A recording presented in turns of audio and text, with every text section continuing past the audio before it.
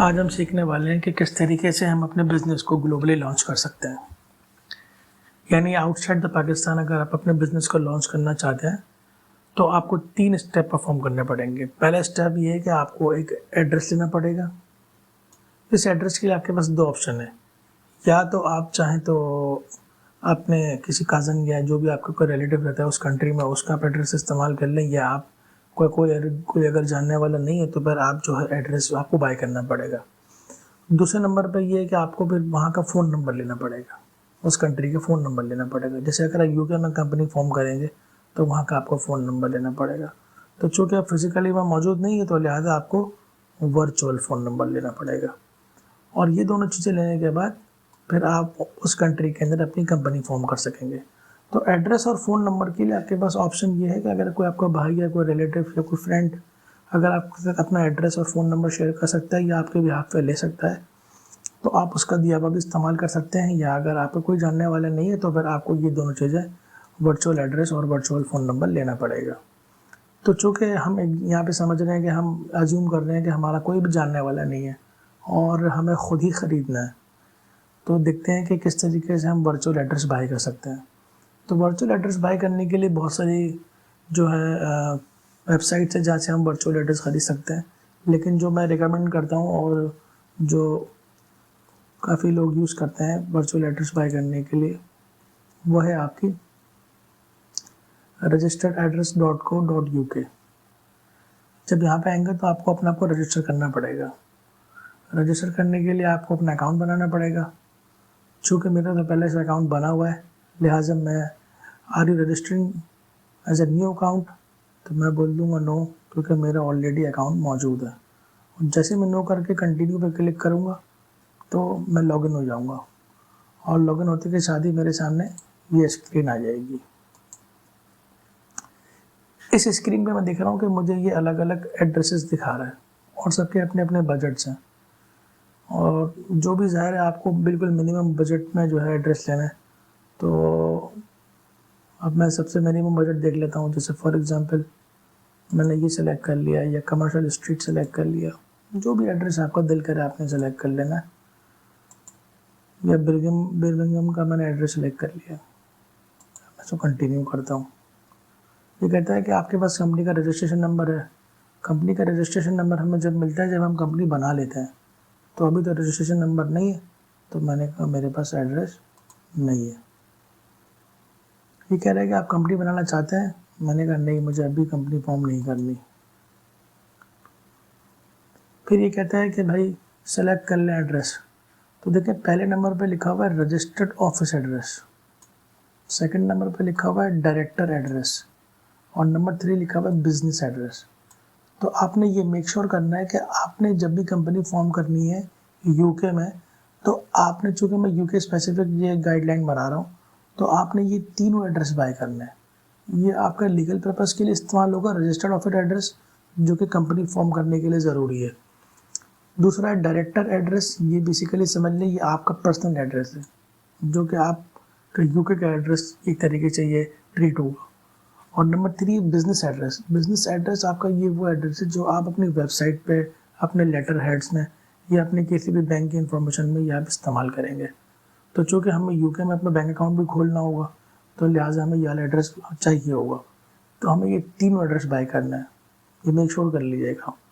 एक registered office address हमें bye करना है, या आपको खुद ही ऑप्शन देगा डायरेक्टर सर्विस एड्रेस और साथ साथ बिजनेस। ये तीनों एड्रेस एक ही होंगे, यानी कि ये एड्रेस चेंज नहीं होंगे। इन तीनों का जो एड्रेस होगा, सारी डिटेल, बॉक्स नंबर वगैरह, ये वो स्ट्रीट, ये सब कुछ एक ही होगा, एक ही डिटेल होगी। लेकिन ये चूँकि हमको 3 सर्विसेज अलग बाय करनी पड़ती हैं इसके लिए, तो मैंने कहा ठीक है मुझे ये तीनों चाहिए, मैंने ये भी ऐड कर लिया। साथ साथ मैंने सेकंड वाला भी ऐड कर लिया और थर्ड मैंने ये भी ऐड कर लिया।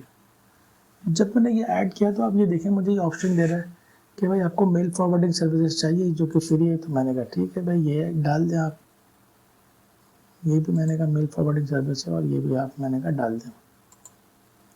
अब इसमें इंपॉर्टेंट चीज़ आपको यहाँ पर ये देखनी है कि आप ये अज्यूम करेंगे कि आपको कितनी मेल फॉरवर्डिंग चाहिए होगी आपको। तो बहुत सारे लोग जो हैं ये फिजिकल भी कर लेते हैं। अब चूँकि आप तो ईमेल पे आप लेना चाहेंगे तो आप मेरे ख्याल से तो ये थोड़ा सा एक्स्ट्रा एक्सपेंड कर लें, और या आप चाहे तो फ्री भी ले सकते हैं, लेकिन मैं प्रेफर करता हूँ कि आपको स्कैन कॉपी ये सेंड कर देंगे। तो शुरू में तो आपको 10 लेटर्स भी आ जाएँ तो ये भी काफ़ी ज़्यादा है मतलब, तो आपने ये सेलेक्ट कर लेना ऑप्शन। ये सेलेक्ट करने के बाद आपका बिल बता रहा है टोटल बिल आपका कितना हो गया, और ये आप प्रोमो कोड भी यूज़ कर सकते हैं, तो उसमें क्या आपको डिस्काउंट मिल जाता है। इसके बाद हम कंटिन्यू पे क्लिक कर देंगे। जब हम कंटिन्यू पे क्लिक करेंगे तो फिर आपको ये अपनी और सर्विसेज का भी ऑप्शन दे रहा है कि सर्विस वगैरह ये, तो अभी तो हमें कोई सर्विस नहीं चाहिए, लिहाजा हम कंटिन्यू कर देंगे बगैर कोई सर्विस ऐड किए।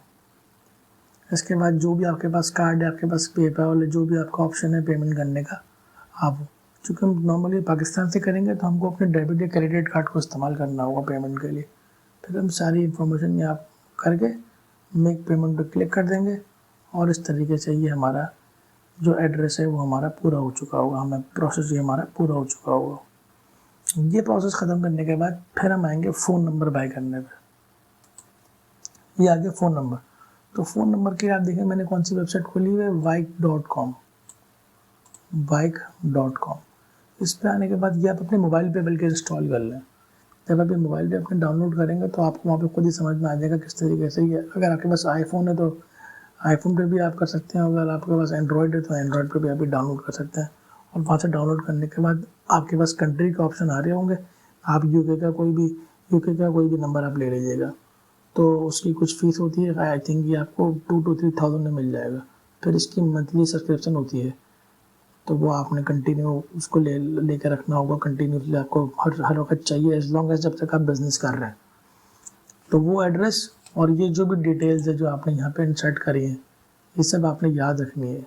वैसे आपको ईमेल भी करते रहते हैं, लेकिन आपने ये सारी याद रखनी डिटेल्स। इसके बाद आप क्या करेंगे, इसके बाद आप आएंगे कंपनी रजिस्ट्रेशन के अंदर।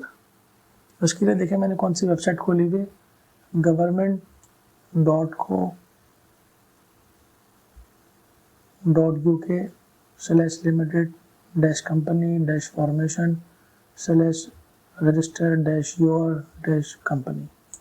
तो ये आपने वेबसाइट पे क्लिक करना है। जब आप ये वेबसाइट खोल लेंगे तो आपके पास ये ऑप्शन आ रहा होगा, ये यूके की गवर्नमेंट की वेबसाइट है, यहाँ पे आप कंपनी अपने रजिस्टर करते हैं। तो आपने एक क्लिक कर दिया, एक्सेप्ट एडिशनल कुकीज़। उसके बाद आपने जब नीचे स्टेप डाउन किया तो आपको ये बता रहा है कि भाई आपकी जो फीस है ये 12 पाउंड आपकी फ़ीस होगी, जो कि आपको अपने डेबिट या क्रेडिट कार्ड से पे करनी होगी। और इसके बाद जो है आप रजिस्टर नाउ पे क्लिक करेंगे। जैसे आप रजिस्टर नाउ पे क्लिक करेंगे तो आपसे ये पूछेगा are you starting a new application, तो हम बोलेंगे यस, हम बिल्कुल नई अभी कंपनी फॉर्म कर रहे हैं।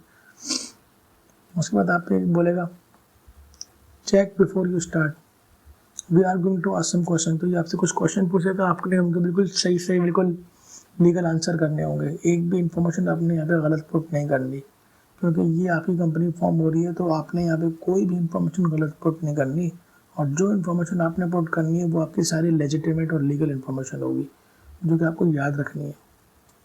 आपने कहा कंटिन्यू टू क्वेश्चन। अब सबसे पहले लिखा हुआ है आर यू एबल टू पे this application using a card और पेपॉल, तो आप बोलेंगे वी ओनली एक्सेप्ट, तो आप बोल देंगे यस हम पे कर सकते हैं, क्योंकि हमारे पास डेबिट कार्ड या क्रेडिट कार्ड होगा। अगर पेपॉल है तो आप पेपॉल यूज़ कर लें।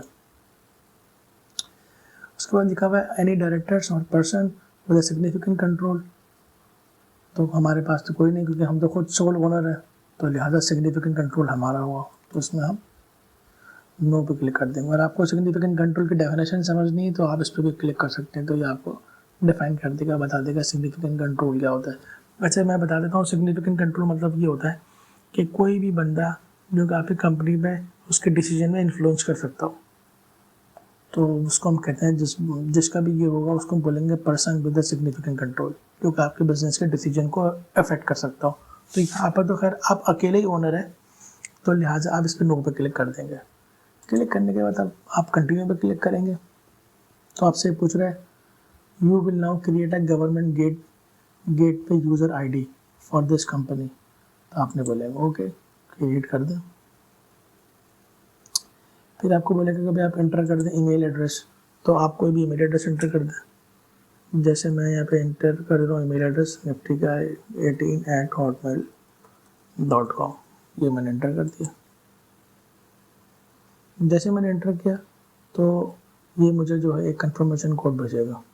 तो अब मैं अपना ईमेल खोलता हूँ और देखते हैं कि किस तरीके से मुझे ईमेल मेरी आई हुई होगी। फिर मैंने साइन इन किया।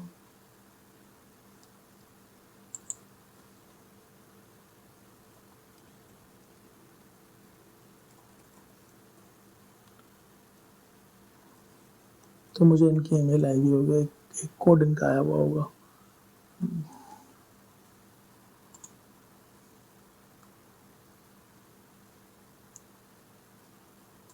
ये देखें गवर्नमेंट गेटवे। तो देखिए ये मुझे कोड आया हुआ है। इस कोड को मैं कॉपी करूँगा। कॉपी करने के बाद मैं यहाँ पे जाके पेस्ट कर दूँगा। जैसे ही मैं पेस्ट करूँगा फिर मैंने कन्फर्म पर क्लिक करना है। अब कन्फर्म पर क्लिक करने के बाद ये कह रहा है कि आपका जो ईमेल एड्रेस है वो कन्फर्म हो गया। फिर मैं कंटिन्यू पर क्लिक कर दूँगा। अभी कह रहा है आपका पूरा नाम क्या है, तो मैं लिख दूँगा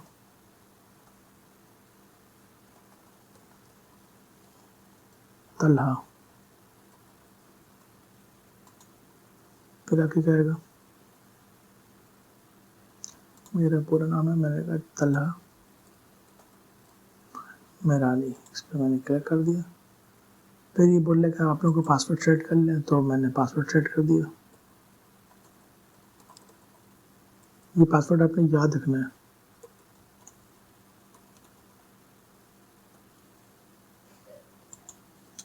फिर आपने कंटिन्यू में क्लिक किया।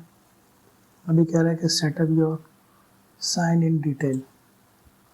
तो साइन इन डिटेल में आपको ये बता रहा है कि आपने कोई भी रिकवरी वर्ड जो है वो एंटर करना है जो 6 to 12 कैरेक्टर्स का हो, नॉट कंटेन स्पेसेस। तो मैंने यहाँ पे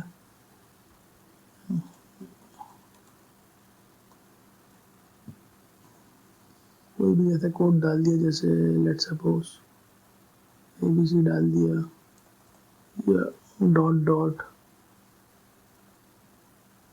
ABC डॉट डॉट और स्पेशल कैरेक्टर ये कैरेंडर को डाल दें आप, नॉट कंटेन स्पेसेस। और इस स्पेशल कैरेक्टर को मना कर रहा है, तो हम लिख लेते हैं तलहा मेरानी लिख देते हैं, सिंपल। ये कंटिन्यू पे मैंने क्लिक किया तो ये लिखा हुआ है your government gate pay user I D this. तो ये मैंने याद रखनी है हर सूरत में, जो भी आपकी डिटेल्स होंगी आपको वो याद रखनी है। इसका तरीका ये है कि आप एक पेपर और एक पेन लेकर बैठेंगे और आप ये सारी इन्फॉर्मेशन को नोट डाउन करते रहेंगे अपने पास, ताकि आपको सब चीज़ें याद रहें, आपके रिकॉर्ड में रहे, क्योंकि ये आपकी कंपनी फॉर्म हो रही है। फिर आप कंटिन्यू पे क्लिक कर दोगे। जब आप कंटिन्यू पे क्लिक करोगे तो आपको कह रहा है which email address do you want to use for this application. आप बोलोगे यही वाली, जो भी आपका ऑफिशियल ईमेल एड्रेस है। याद रखिएगा आपका ये जो ईमेल एड्रेस है कि आपने भूलना नहीं है, और आपका एक जो पर्सनल ईमेल एड्रेस होता है जो होता है आपने वही इस्तेमाल करना है इस पर्पज़ के लिए। पहले what is your relationship with the company, तो हमने कहा कि भाई हम डायरेक्टर हैं।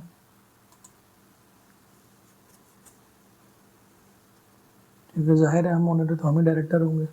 फिर लिखा हुआ विल द कंपनी बी या कम्युनिटी इंटरेस्ट कंपनी, तो हमारा जो बिज़नेस है वो कम्युनिटी इंटरेस्ट नहीं है, बल्कि हम तो प्रॉफिट मेकिंग बिजनेस करेंगे। तो हमने नो पे क्लिक कर दिया। फिर लिखा will the company limited by shares, तो ऑब्वियसली हमारी कंपनी लिमिटेड बाय शेयर्स होगी, लिमिटेड बाय गारंटी नहीं होगी। उसके बाद सेव एंड कंटिन्यू में क्लिक किया।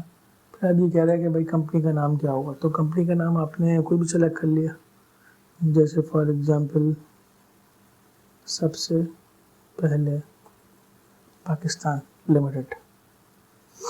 तो आप ये लिमिटेड पे क्लिक करें, लिमिटेड पे क्लिक करें, एक ही बात है, इससे कोई फ़र्क नहीं पड़ता। ये आपने ऑप्शन सेलेक्ट नहीं करना, ये LTD या लिमिटेड कुछ भी सेलेक्ट कर सकते हैं आप, नो इशूज़।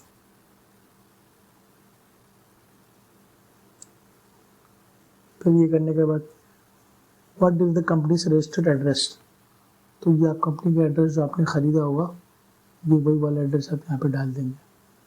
जो कि हम लोगों ने यहाँ पे बाई किया था।